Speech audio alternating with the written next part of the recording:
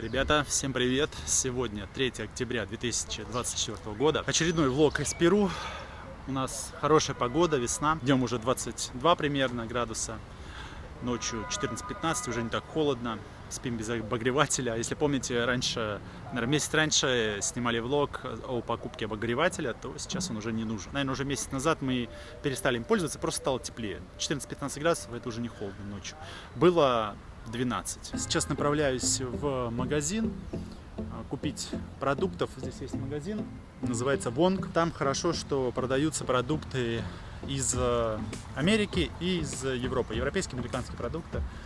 И сейчас пойду там, куплю часть, и пойду куплю часть уже в другом магазине. Сеть называется Тотус, он ближе к дому. Куплю молока, йогурта и сделаю творог. Забрел вот в такой парк, красивый парк, ни разу здесь не был. Детская площадка и такие деревья посажены. Мне прям понравилось. Очень красиво. У нас уже вечер. Все, иду в Вонг. Сейчас покажу, что я там куплю. Смотрите, какие деревья тут. Агава цветущая. Не знаю, откуда здесь столько воды. Кокосовая пальма. Первым делом вот возьмем масло. 11 соли стоит 180 грамм без соли. Хорошее масло, но я его всегда беру. Обычно оно стоит 12-13, а здесь вот сегодня 10,90. Еще есть сметана, но она здесь местного производства, она жидкая. Мне не нравится, я один раз ее купил, попробовал, невкусная. Есть еще такие испанские взбитые сливки, 35%.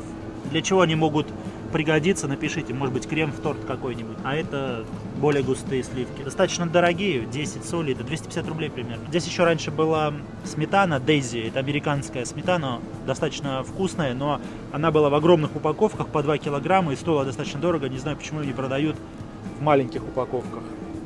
Я бы ее покупал. А так, думаю, заменить сметану, попробовать с сливками. Здесь они очень густые сливки. Кстати, да, возьму, наверное, сливки вот эти. Смотрите, они вообще вот очень сильно густые. Не знаю здесь сколько жирности, но я что-то не вижу, что было написано. Здесь есть творог, он называется кесо котаж. Вот он, котаж чиз, или, ну это по-английски, тоже кесо котаж. И стоят они минимум 11,50 за 227 грамм. Вот видите, они все по 226, 250. Я их все пробовал. Они не особо вкусные. Это слабо похоже на наш творог. Есть, конечно, можно, но я лучше его сделаю себе сам. Смотрите, 11,50 это 294 рубля за 227 грамм. А самый дорогой стоит 16. Это 400 рублей за 220 грамм. Я возьму 3 пачки молока. В районе будет 15 соли стоить, этот будет 3 литра молока, и банку этого йогурта. И получится у меня где-то килограмм творога из этого количества. И будет дешевле, и он вкуснее получается. Он такой получается достаточно мягкий, вкусный. С йогуртом проблем нет. Тут очень много греческого йогурта. Ну, они вообще любят, латиноамериканцы, сладкие йогурты. Вот хорошая цена за йогурт, 945 грамм, 7,90, это отличная фирма. Я его сейчас себе возьму. Из него хорошие получаются оладики. Покажу рецепт простой, с яблоком. Я их иногда делаю. 202 рубля получается за 950 грамм йогурта. Вот самая лучшая здесь марка, ну как мне показалось, то что я пробовал. Йогурт натуральный, но он стоит 11,50 подороже. Вот это на втором месте после этого. Очень вкусный, и у него, видите, разные тоже йогурты есть. С разными добавками. Еще эта марка делает самое классное молоко, Данлак называется. Из него получается творог, он сам сворачивается, просто добавляя, если уксус. Это единственное молоко, из которого у меня сворачивался творог сразу при добавлении уксуса. Получался именно рассыпчатый творог. Вот оно, это молоко, но оно здесь стоит достаточно дорого, 900 миллилитров, 7,60, ну это 200 рублей почти, да, получается, 200 рублей, даже больше. Не ультрапастеризованное, просто пастеризованное и с маленьким сроком хранения. Смотрите, сегодня 3 октября, у него срок хранения до 11, то есть получается неделя примерно. И еще короткий срок хранения вот у этого молока, который я йогурт фирму купил, тоже короткий срок. Смотрите, до 16 октября. Все остальные фирмы это ультрапастеризованные, из них просто так творог не получить, получается такая каша мягкая очень. Из фруктов смотрите, что у нас сейчас продается в супермаркетах. Папайя, Это вот эти пепино, мелон, огурец, дыня, он так называется. Я ем больше всего яблоки, но покупаю их возле дома. Вот он этот, как он, грейпфрут, по-моему, да, называется. Авокадо, гранадия, это сисино, это фрукты из сельвы. Из него делают такой интересный сальсу, соус, очень вкусный. Мандарины, такие желтые лимоны. Даже, честно говоря, первый раз вижу. Интересный лимон. Манго. И дыни. Дыни очень вкусные здесь. Типа нашей дыни торпеды узбекской. А еще ананас. Ну и бананы вон там разные. И яблоки дальше. Смотрите, здесь еще какой есть ананас. Он такой достаточно колючий. Продавщица возле дома, она продает там фрукты в одном павильончике. Она сказала, что это для сока. Ананас, он так не особо вкусный. А вот это именно съедобный такой. Стоит 3 соля за килограмм, 3,39. Он, видите, какой вытянутый. На нем даже написано Хуго. Это, то есть, для сока. Много-много апельсин. Это местные апельсины, такие зеленоватого цвета. Но есть еще и оранжевые, импортные. Вот они оранжевые, импортные апельсины.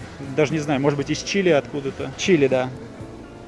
Напоминаю, я в этом магазине из-за того, что здесь есть продукты, которых нет в обычном магазине. Хочу взять вот такой соус Buffalo Wings для крылышек Buffalo. Есть еще вот такой Hans.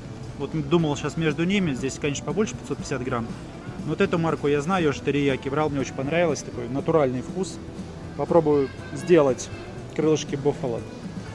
Buffalo, как правильно. Еще вот таких много соусов американских. У меня вот такой хикорис есть, очень вкусный. Ну, в следующий раз, наверное, вот этот возьму. Да, забыл сказать, этот соус стоил $5. 5,3 доллара. Кстати, здесь есть маринованные огурцы.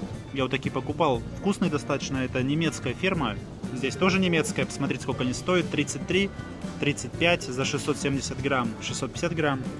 850 рублей. $9 почти. Смотрите, у нас уже стемнело, 6 часов. Закупился я на 50 соли. 50 соли это $13,5. Йогурт литр, пачка масла сливочного, соус Buffalo и маленькая упаковка сливок.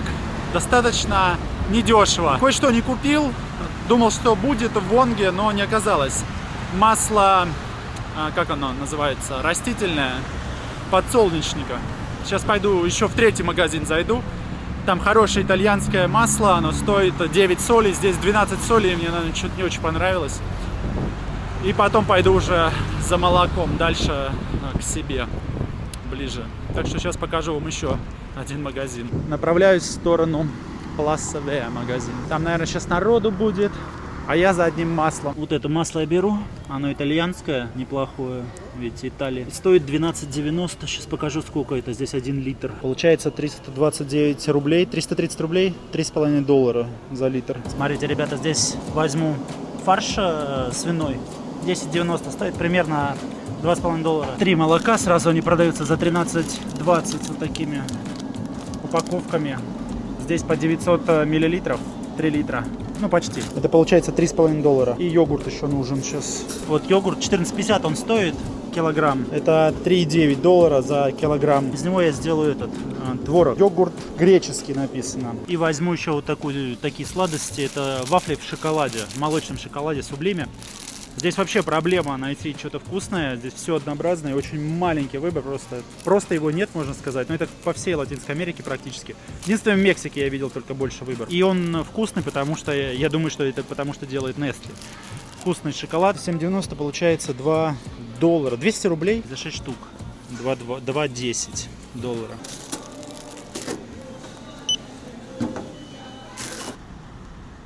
Так, я уже на финишной прямой. Все купил. Иду домой. Ребята, я уже дома. Вот что я купил. Вот все, что получилось. Совсем немного на самом деле. И про все я потратил 108 солей. Это $29. 2700. Не знаю, как это много, мало. Я считаю, что это многовато. Но если сравнивать с Россией. $29 за вот это все. Хотите узнать, сколько я прошел?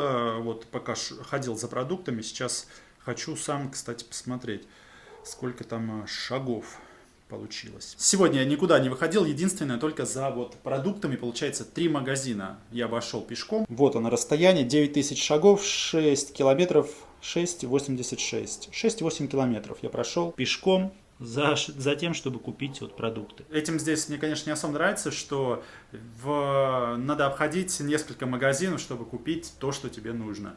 И это, конечно, отличается от того, что есть у нас, когда ты пришел в один магазин, и там купил все, что тебе нужно. И даже творог гораздо дешевле, который не нужно самому делать. И сметану, которой здесь, к сожалению, нет. Была вот Дейзи, 2 килограмма, куда-то пропала, очень странный формат. Почему они не запустят вот маленькие баночки. В Мексике, в Канкуне, кстати, с этим проблем нет.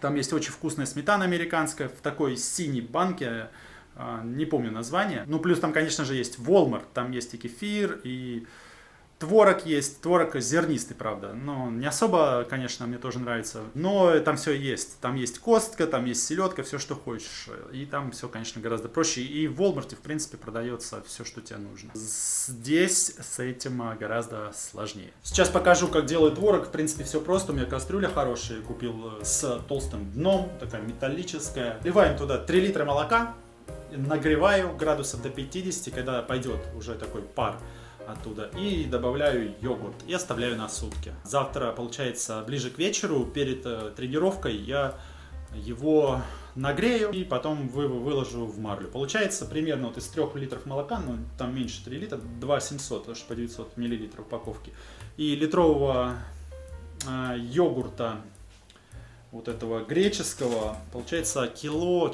100 творога. Я добавлял другой йогурт, тоже греческий, но дешевый. Этот стоит 14 солей. Добавлял, который стоит 7. Получалось совсем не то. Получалось прям вообще какая-то жидкая, такой прям крем. Не творог, а крем какой-то.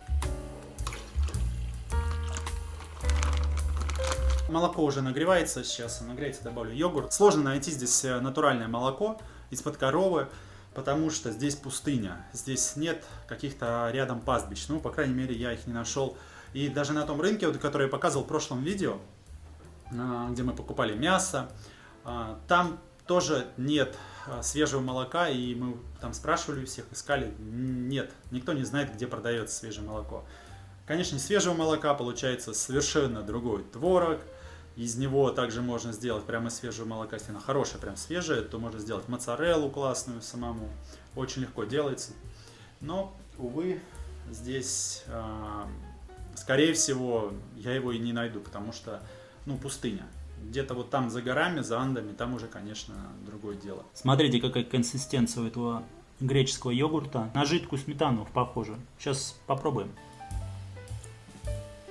Ну, я пробую на камеру. Я его до этого ел. В принципе, вот этот йогурт можно использовать как сметану. Вкус схож, скажем так. За неимением нормальной сметаны я вот этот йогурт спокойно использовал. У меня же есть этот обычный йогурт. Сейчас сравним по вкусу, кстати. Может быть, кому-то информация пригодится. Я просто влог записываю. И для себя тоже иногда пересматриваю. Особенно старенькие видео. Ностальгирую. Вот этот у меня же есть йогурт еще. Хорошее молоко они тоже делают. Сейчас его открою, попробую. Налью себе стаканчик. Я в России привык пить кефир. Я его всегда пью на ночь. Это вот все время, что я там жил, приезжаю, прям у меня всегда кефир есть. И я на ночь стакан кефира выпиваю. И вот этот йогурт здесь я тоже пью. И делаю из него эти оладики. Сейчас налью, попробую прям при вас. Этот йогурт уже, видите, такой более жидкий. Сейчас попробую. Он больше похож, этот йогурт, на кефир. Греческий чуть более слаще и чуть более сливочнее, как это сказать. Крем больше как сливочный, да, получается. Ищу постоянно чай. Сейчас есть одна идея, где купить можно чай. Ну, скажу. Ой, включился чайник, выключу пока. В китайском квартале, в центре. Хочу там посмотреть. Я думаю, что там может быть чай, кстати. Но вот в этом Вонге, магазине, где продаются американские продукты и европейские, я нашел вот такой чай. Té Negro, то есть это черный чай. Вот такая консистенция у него сейчас, смотрите. Вот он. Я думаю, здесь он виден. Он стоит дешево, 8 солей. Это примерно 200 рублей за вот такую пачку. 50 грамм. Ну, ее тут надолго хватает. Но этот чай, он совершенно не похож на чай черный, вот цейлонский, который мы пьем в России, или там из Китая. И этот чай, это больше напоминает как какую-то просто траву заваренную. То есть он сильно отдает травой, не чаем, не черным чаем, а просто какой-то травой. Ты покупаешь черный чай, но пьешь почему-то как будто заварную траву. Сейчас нужно доделать творог и уже буду собираться в спортзал. Ребят, добавил в молоко творог. Оставляю это до завтра. И завтра буду просто его подогрею и потом процежу, скину в марлю. И она чуть там пару часиков сыворотка сольется и будет готов творог. Завтра посмотрим, сколько получилось из этого количества. Но обычно где-то килограмм 100 получается. Захотелось вот макароны по-флотски вчера. Из вчерашнего фарша, что я купил, вот на свинина. Сейчас купил в магазине фруктов чуть-чуть. Смотрите, какие яблоки здесь. Очень красивые, очень вкусные. Прям напоминают по вкусу наши. Они такие не тверденькие, мягкие. Из них я сделаю оладьи. И бананы. Это на 8 солей вышло, не знаю сколько, рублей 230. Авокадо, 3 яблока и 3 банана. Мандарин у нас был. Ну, почти готово. Макароны выключаю. Фарш люблю, когда зажарен сильно. И я его готовлю отдельно с луком. Потом лук туда засыплю, смешаю и потом макароны. И будет очень круто. Посолю, поперчу. Готовится быстро и вполне себе вкусно. И плюс к этому я всегда вот с авокадо ем здесь. Он очень вкусно получается. Такой сливочный вкус авокадо. Авокадо здесь очень вкусно. Фарш жирный. Я даже сюда масло не вливал. Плюс еще лук жарился на масле. Поэтому так достаточно жирно получается. Ну, в принципе, макароны по-флотски это жирное блюдо. Самое главное, не люблю, когда мясо такое вареное получается. Здесь главный секрет — это хорошо зажарить мясо. Я беру в соотношении 250 грамм пачка макарон и 500 грамм фарша. У меня сейчас чуть было меньше. Из этой пачки макарон я уже взял чуть-чуть, поэтому получилось прям мяса много. Ой, так, сейчас буду выключать, все готово и буду есть. Смотрите, вот что у меня с творогом получилось. Смотрите, какой он плотный. Он уже почти готов, уже, можно сказать, творог. Сейчас нагреваю, уже сыворотка вот отделяется. Сейчас нагреваю его и все. И выкладываю потом в марлю. Ребята, только что выключил творог, вот он плавает. Сейчас покажу, как он выглядит. Возьму ложечку. Он уже осел, это вся сыворотка всплыла. Сейчас буду выкидывать его на марлю. Часа 3 ему нужно, чтобы стекла оставшаяся сыворотка, и будет отличный творог. Я потом покажу, как получилось. Тем временем я сделал тесто на оладики. Вот такое тесто, смотрите, сколько там много яблок. Это 2 яблока получилось, я перетер туда. Вот такой густоты теста. На блины гораздо оно жидкое получается больше. А для оладиков вот это самое то. На кефире делал. Всегда оставляю тесто минут на 10-15 постоять перед тем, как выпекать что-то там, блины или оладики, или что-то тоже из мучного, если делается. Всегда оставляю, потому что мука, она раскрывает свои свойства вот после определенного, небольшого времени. Нужно оставлять обязательно. Всегда пробую на вкус, кстати, тесто. Если тесто нравится на вкус, значит все получится классно. Вот мой будущий творог, сейчас он здесь течет, и потом я его подвешу. Мне некуда особо подвесить, его подвешу отсюда на кране.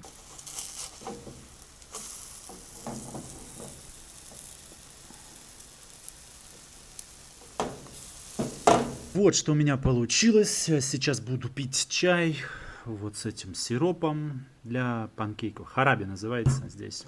И варенье. Просто клубничное. Вот такие. Как они? Оладики. Смотрите. С яблоком. Офигеть. Нежные. Просто тают во рту. Чуть-чуть они еще подостынут. Очень горячие. Супер получились. Рецепт от мамы, кстати. Ребята, вот смотрите, сколько получилось творога. Чуть меньше в этот раз. 940 грамм. Такой он получается. Видите? Такой творог. Сейчас надо снять пробу. Вкусный творожок, он еще подостынет в холодильнике, будет вообще супер. Он потому что еще сейчас тепленький такой. Съел половину тарелки оладьев. Иду сейчас на тренировку, чтобы избавиться от этих быстрых углеводов. Последняя тренировка на этой неделе. ¿Te quieres decir algo? ¿No? Нет, ¿qué grabas? Почему? Yo preparando este Ya. y mi cottage. Oh, ¿Quieres хорошо. probar? Да, попробуем. Не попробуем. Rico. ¿Y dónde? En refri. Sí, claro. Miel de abeja. No, es no miel, es Jarabe de goma. jarabe. Jarabe de goma decimos en Perú. ¿Está bien? Muy rico.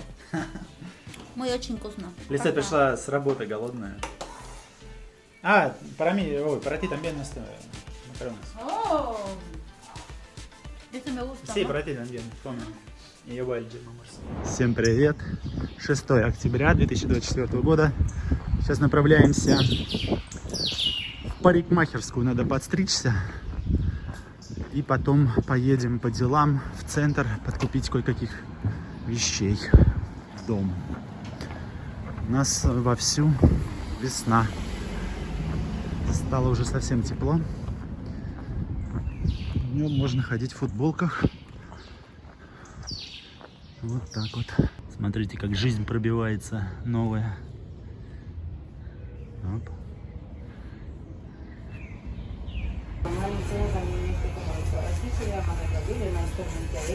Norma, hay gente esperando, chamo.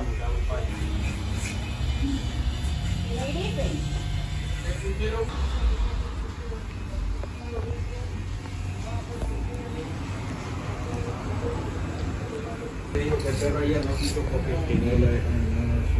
no te lo comes con ese olor ahí.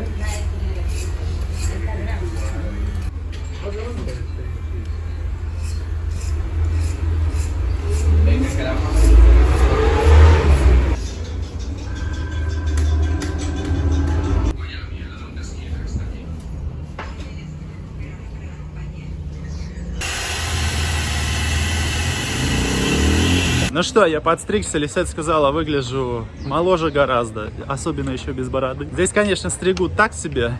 20 соли стоит стрижка, это 20 соли, 500 рублей, $5. Единственное, что-то не слабо мне зафиксировали их. Ну, я потом сам сделаю. Сейчас едем в центр за покупками. Поснимаю там, что получится. Поснимаю обязательно. Ребята, сегодня мы снова в центре, на центральном рынке. Покупаем некоторые вещички в дом. Я тут записал себе список, составил. Сейчас закупимся, я вам покажу, что мы купили. Здесь такое место стрёмное на самом деле. Но здесь достаточно дешево все, и можно все найти.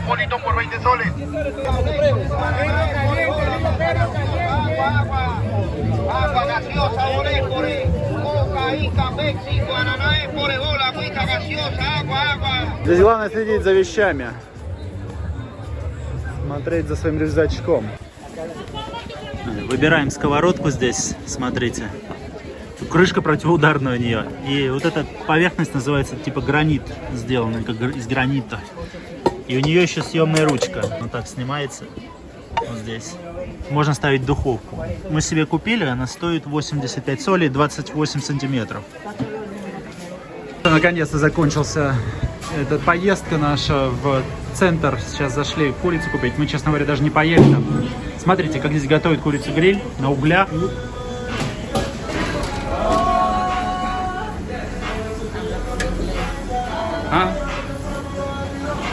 Здесь вся курица-гриль готовится таким образом на дровах. Очень вкусная, с очень вкусными специями.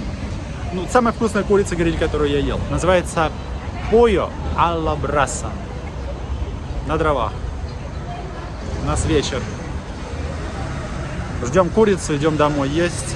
Ну, это самый лучший вариант по деньгам и по вкусности, и по быстроте приготовления, потому что дома сейчас ничего нет особо поесть, поэтому покупаем курицу. Сейчас придем домой, я покажу, что сегодня купили. Купили не все. Устроим распаковочку небольшую и будем заканчивать это видео. Так, ну что, наконец-то мы дома. Сейчас распакуем. все, что купили. Сейчас все покажу. Вот она, наша сковородка. ¿Cómo se llama este? Mango. Гранито. Ah, sartén. Гранито. Ajá. Оп. ¿Cómo? И можно в духовку ставить. Ручка присоединяется, соединяется. 28 сантиметров. Кстати, мужик бросал эту крышку на пол, и она не разбивается. Он говорит, она не бьющаяся. Купил себе еще скалку для раскатки теста. Вот такая скалка самодельная, тяжелая достаточно, 15 солей стоит. 15 солей, ¿cuánto es en dólares? $4. $4. И это у нас обошлась, она стоила 90, но он сделал нам скидку 85 солей. 85 солей, ¿cuánto es? $25. 25 долларов, 25 долларов. Для этого, для чего у нас? Для... В общем, мешок для теста. Делать эклеры. И 2 насадки купил еще. Мешок стоил 5 солей, не знаю сколько. 125 рублей получается. 60 rublos cada uno. 2 насадки вот такие. Большая насадка одна. И вот это для крема. Все. Вроде он сказал, никакой переходник не нужен, просто так засовывается и все. И это мыть можно на несколько раз. Так, оставляем. Это по 3 соли они стоили, это 70 рублей примерно. И вот такая штучка еще для теста, не знаю, 10 сантиметров она. Ну, может быть, пригодится. Тоже 3 соли стоило, 70 рублей примерно. Из еды, там, не знаю, у нас что там, папайя у нас завтра Лисет будет сок себе делать, она хочет на работу взять шоколадку такая. 70 rublos. Nestlé, Sublime, вкусно очень. Смотрите, еще есть вот такая штука, панеттон называется. Вообще это панеттон, это итальянская булка. Но здесь его везде продают, в каждом магазине, супермаркете. Это, в общем, как наш Пасха. Очень такая сдобная булка с сухими фруктами. Сухофруктами, вот эти фрукты, они сухие внутри. Продается вообще везде, здесь ее перуанцы очень любят. И в любое время года. Вот такие пакетики, 100 штук, 4 соли, 100 пакетиков шапочек таких. Накрывать продукты, очень классная штука. Мы еще в России пользовались. И здесь она тоже продается. Лисет себе купила стеклянный контейнер для еды на работу брать. Это все в центре, вот там мы покупали. Сколько он стоит? 14 солей. Это ¿Cuánto dólares? 4 dólares. 4 доллара. Я pienso que más, ¿no? Смотрите, здесь для детей. No, 4 dólares. 4 доллара, да? Да. Вот так. Ну, она захотела, поэтому купили. Это тоже она себе на работу para qué este? Para poner cubiertos. Cubiertos, tenedor. Sí, да. Для вилок, ложек. Вот так. И вот так. Это называется трюфа здесь. В общем, это по своей сути очень вкусная пирожная картошка. Просто бомбическая, нереально вкусная. Son grandotas. И она здоровая, да. Стоит 2 соля, это 50 рублей одна. Есть еще с ванилью белым. Она белая внутри такая, ну, практически. Тоже очень вкусная. Но сегодня ее не было, и мы купили вот такие. Бутылочку на себя купила тоже в на работу, там, спортзал. Сколько стоит? 3 соли? $3 y medio. 3,5 доллара. Вот этой у нас штуки не было, как она называется, забыл. Шумовка. Лопаточку новая, 3 соли. 3 соли стоила, 90 рублей, по-моему, стоит. И шумовка 5 солей. Наверное, где-то 150 рублей. Это у нее для зубных щеток, по-моему, да? Такой пенал. Тоже там что-то дешево. Ну и все, в принципе. Сейчас вот взяли курицу. ¿Cuánto es 23 soles? 7 dólares. 23 soles. 7 dólares. 7 долларов получается и кока-кола. Сейчас будем есть. Ну тут пол курицы на гриле, вот мы показывали, сейчас ребята засняли. И картошку они кладут. Ну и плюс разные соусы. Там майонез, местные соусы, кетчуп они кладут. Вот она. Сейчас будем ее есть. Уже заканчиваю видео. Очень вкусная. И начинаем есть. Muy rico. Да. Muy очень вкусно, la verdad. Vamos a comer. Sí, claro. Vamos. Mira. Buenas. Sirvas para nosotros. Я voy a lavar manos, Марсик. Хорошо. Ну все, ребята, мы садимся есть, и тогда до следующего видео подписывайтесь на канал, не забывайте ставить лайки, комментируйте обязательно, потому что это помогает продвигаться видео. Возможно, в ближайшее время сделаем трансляцию, поговорим. Я думаю, возможно, на следующих выходных мы это придумаем. попробуем осуществить. Впереди еще будет много интересного, так что до новых встреч. Всем пока.